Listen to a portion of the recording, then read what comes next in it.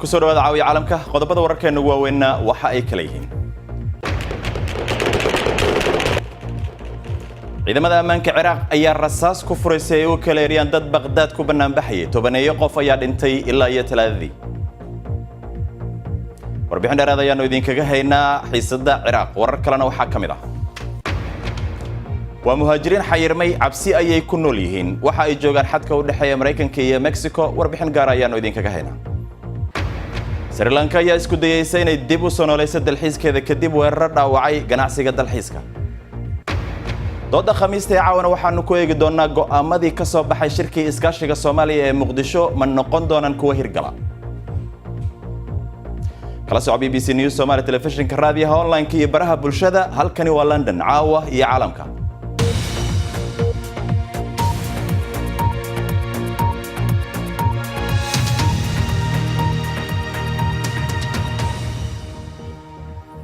habeen wanaagsan daawadayaal waniga maxamed cabdi xaraar idin la socodsiinaya barnaamijka caawa aan ku bilaabay ciidamada ammaanka Ciraaq ayaa rasaas maanta furay si ay u kala eriyaan dad ku dibadbaxayay magaalada Baghdad oo uu bandow saarna ilaa aroortii bandowga ayaa la soo rogay kadib rabshado 2 maalmood ka socday caasimadda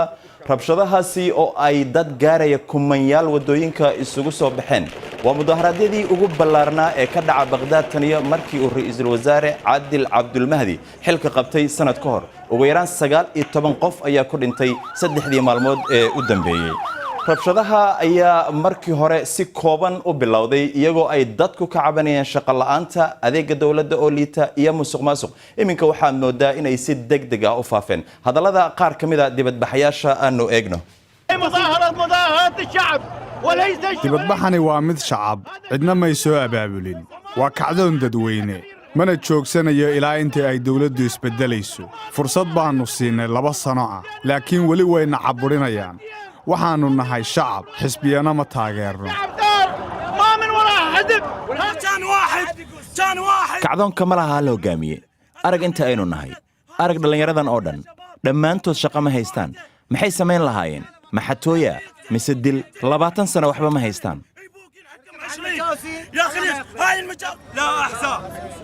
waan ixtiraamayaa xisbiyada oo dhan dumarka iyo mas'uuliyiinta waxa kaliya oon weydiisanaya waa in aysanna soo faragelin shaqo kuma laha halkan cabashadeenna ugu muhiimsan waa musuqmaasuqa waxaana dilay camal la'aan dadkii baan doonayaa qaran baan doonayaa bandowga ayaa horay loogu soo rogay gobollo kale oo ay ka mid yihiin magaalooyinka galbeedka xiga ee Nasiriya, Amara iyo Hilla. Ra'iisul Wasaare Abdul Mahdi ayaa muujiyay in uu ka xun yahay rabshadaha una baaritaano sameynayo sida bangiga adduunka uu sheegayo dhalinyarada shaqo la'aanta ah ee dalka Ciraaq tiradoodu waxa ay gaaraysaa ilaa 25%. Wariyaha BBC-da ee afka Carabiga Bashir Al-Zaidi ayaa inoo sharaxaya The scale of the demonstrations when it kicked off on Tuesday, actually it started on a small scale. heerka dibadbaxa markii uu bilowday talaadadii waxa uu ku bilowday tiro yar oo Baghdad ah oo korortay kadibna faraha ayuu ka baxay taasina waa wax ku qasbay ciidamada ammaanka Ciraaq inay adeegsadaan awood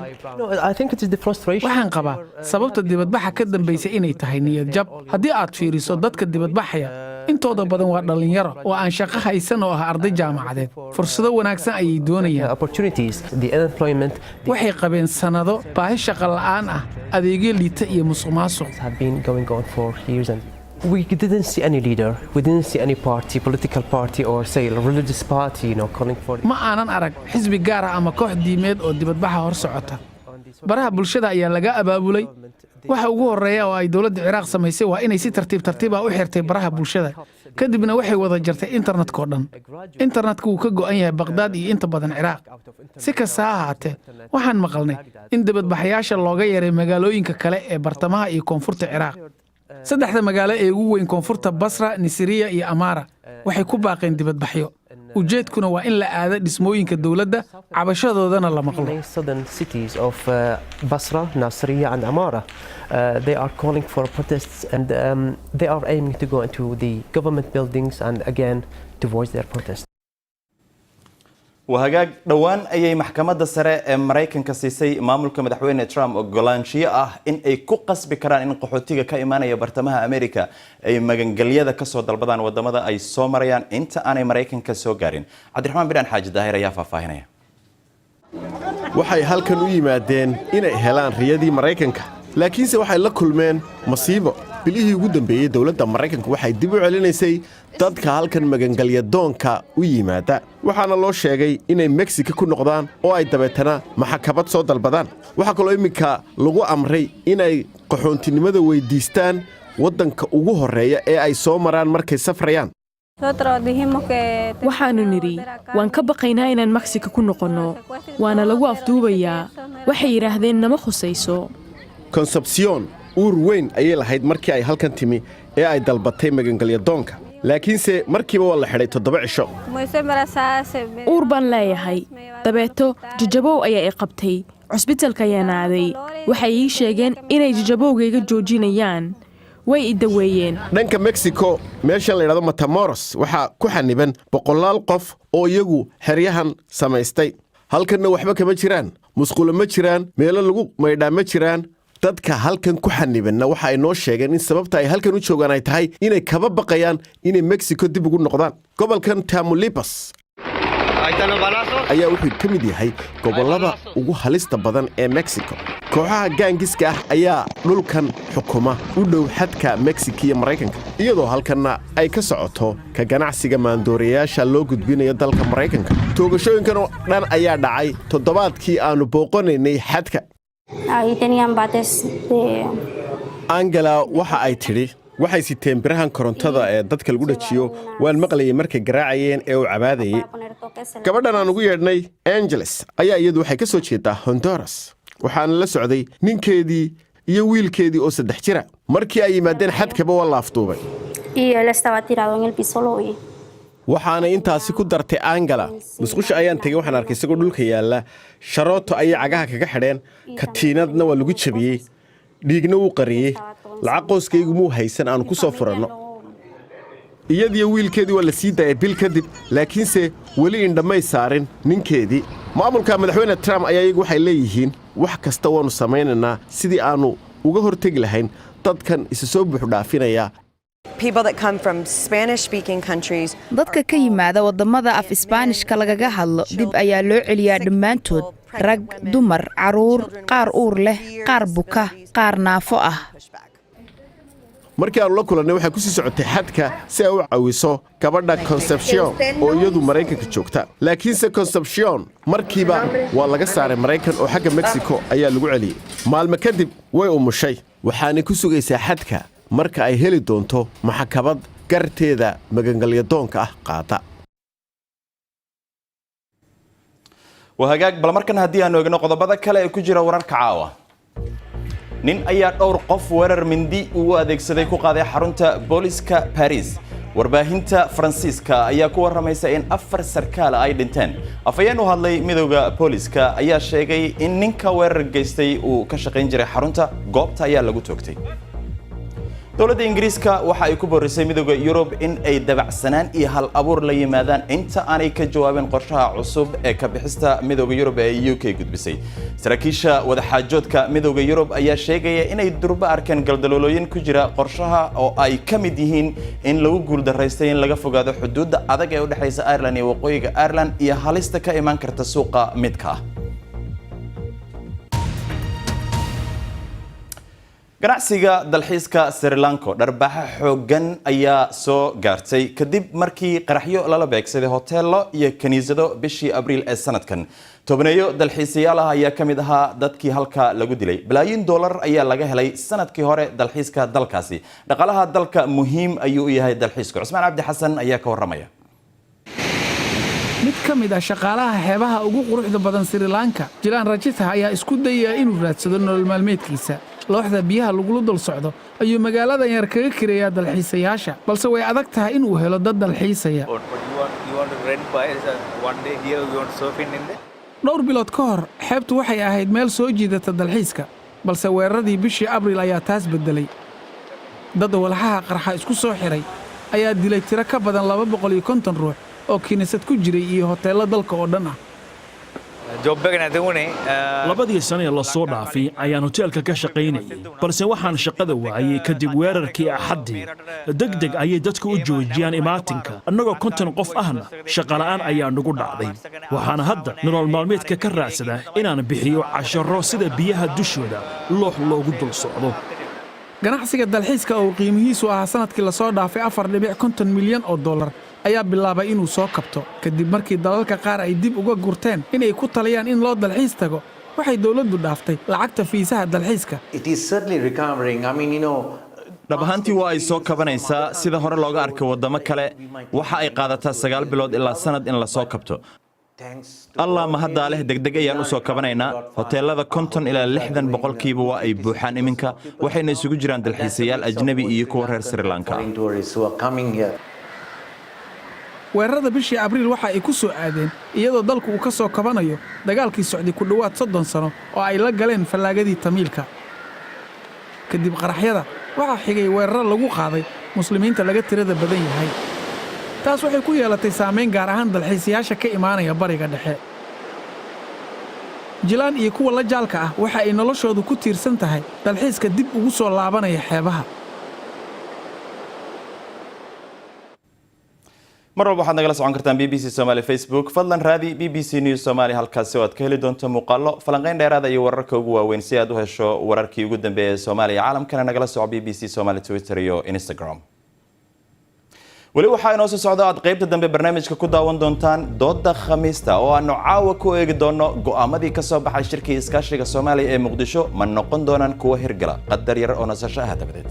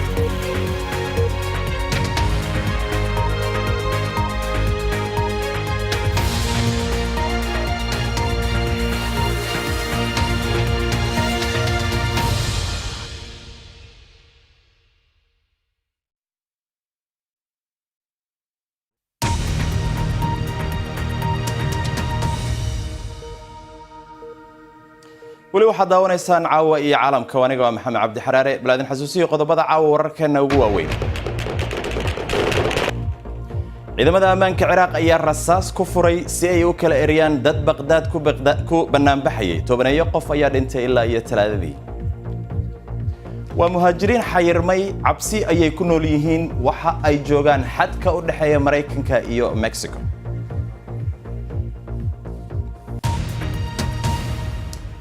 shirka caalamiga ah ee iskaashiga Soomaaliya ayaa shalay lagu soo gabagabeeyay magaalada Muqdisho waxa uu daba socday shirkii Brussels ee sanadkii hore oo arrimihii ka soo baxay qaarkood aanay wada hirgelin. haddaba afarta qodob ee xudunta u ahaa warmurtiyeedkii shalay shirka laga soo saaray waxa ay kala ahaayeen u diyaargarowga doorashooyinka 2021 dib u eegista dastuurka la dagaalanka al-shabaab iyo ka soo dhalaalida shuruudaha deyn cafinta Soomaaliya. qodobadan ma noqon doonaan kuwa la xaqiijin karo ama hirgeli kara. wasiirka arrimaha dibadda ee Soomaaliya Axmed Ciise Cawad ayaa khadka magaalada Muqdisho toos uga jira. sidoo kale waxaa Nairobi ku sugan oo stuudiyaheena jooga Zakariya Yusuf oo ah abukaati cilmi baare ka tirsan hay'adda ICJ.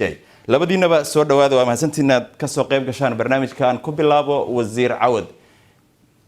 mudane wasiir haddii aan su'aasha ugu horeysa ku weydiiyo shirkan wuxuu daba socday shirkii Brussels ma hore loo socday mase dib baa loo socday? hore loo socday. haddii aad nasiiso tusaalooyin wuxuu ku caddaa warmartiyeedka beesha caalamku waxay tilmaameen in Soomaaliya ay horumar ka samaysay dhanka amniga la dagaalanka al-shabaab oo dhul laga qabsaday oo maxaa la yiraahdaa dhulkiina la xasilinayo arrimihii maamulka lacagaha oo horumar laga sameeyo adduunku qirayo oo aynu kusii siqayno ama kusii dhawaanayno deyn cafiskii maxaa la yiraahdaa oo xaggii dhaqaalaha horumar laga sameeyey generation of maaragtay maxaa la yiraahdaa revenue oo kor loo qaaday marka dhan amni dhan dhaqaale iyo dhanka siyaasadeed oo sumcaddii Soomaaliya ay soo kor soo kacayso sida aad ka arkaysid shirka lagu qabtay xamar hadda iyo safaaradda Mareykanka oo ku dhiiratay inay si buuxda dib uga furanto Soomaaliya iyo safaaradihi ku soo badanaya waxaas oo dhan waxay tilmaamayaan in horumar uu jiro iyadoo caqabadana ay weli jiraan waa gartay wasiir waa mahadsan tahay Abukaat Zakariya ayaan fikirkiisa weydiin doonaa intaan u tagin laakiin shirki ka horeeyay shirkan ee Brussels lagu qabtay kii ka sii horeeyay ee Londonba qodobka ugu horeeyay ugu muhiimsanaa wuxuu ahaa in la sameeyo siyaasad lagu wada midaysan yahay taasna kama muuqan shirka shalay dhamaaday way ka muuqatay haddii aad faahfaahisid malaha waan fahmi karaa ayaa ka maqnaa siyaasad lagu midaysay halka kama muuqan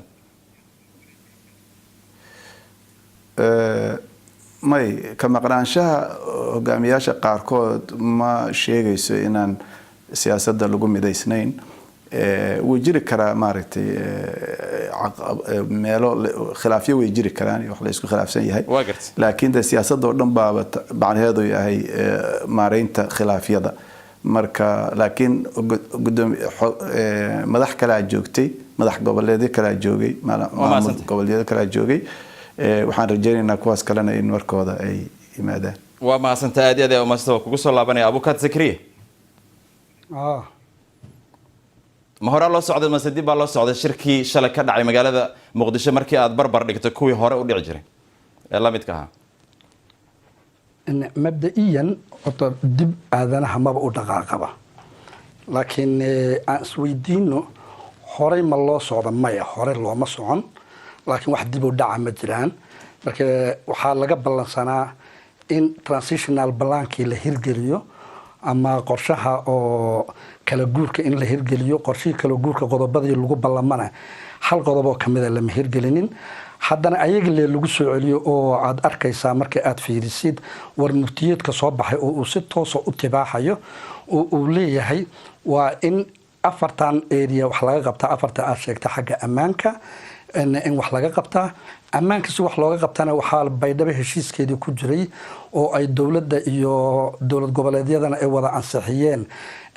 in la sameeyo waxaan loogu magac daray National Security Plan Architecture oo ciidamo isku dhaf oo qaranka dhan laga wada keenayo la dhiso welina lama dhisin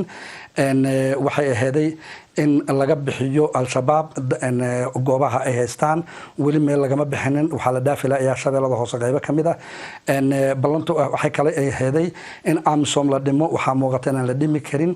haddii aad fiirisid dhinaca dowladda horumaray ka samaysay ay World Bank iyo IMF-ka ay leeyihiin haddana weli waxay ku xirayaan shuruudo ay leeyihiin tallaaba hore loo qaaday oo ah in dakhli la ururiyo canshuur la qaado haddana haddii aad fiirisid sida aqoonta dhabta ah hal magaalo canshuur laga qaaday oo laga soo ururiyay lama dhihi karo waa dakhli qaran marka waxaa loo baahan yahay canshuurta inay noqoto in laga wada qaado in laga bilaabo sayla ilaa laga bilaabo raasaaseer Kamboni laga wada qaado oo dakhligana uu noqdo dakhli loo wada sameeyaa noqdo hal qodob ii dhiman qodobka ii dhiman 2020ka oo la leeyahay dastuurku waa in la dhameeyaa lagu dhameeyaa bisha June kadibna inta kale la galaa iyadoo haddana December la leeyahay electionka la soo gudbiyo dhammaan waxaad wada arkaysaa in sida ay wax u muuqdaan inayna u hirgeli karin oo ay waxa taskiga la siiyo inuu ka badan yahay in awoodda ay leeyihiin wasiirka aan weydiinay in la hirgelin karo taskigaas la siiyay dowladdu kamid ah waxa ka dhiman sanad wasiir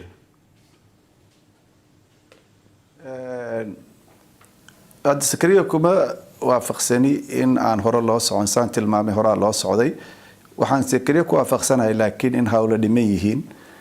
waxaana waa process Zakariyana wuu igu waafaqi karaa inuu maleeyahay in deen cafintu waxa inaga kaliya gacanteena ku jira maaha laakiin inaga meel kasta benchmarks wax la yiraahdaa jira ama meel ay tahay in la gaaro meelihii laga rabay inagu inaan gaaro waa gaarayna adduunkuna waa qiraya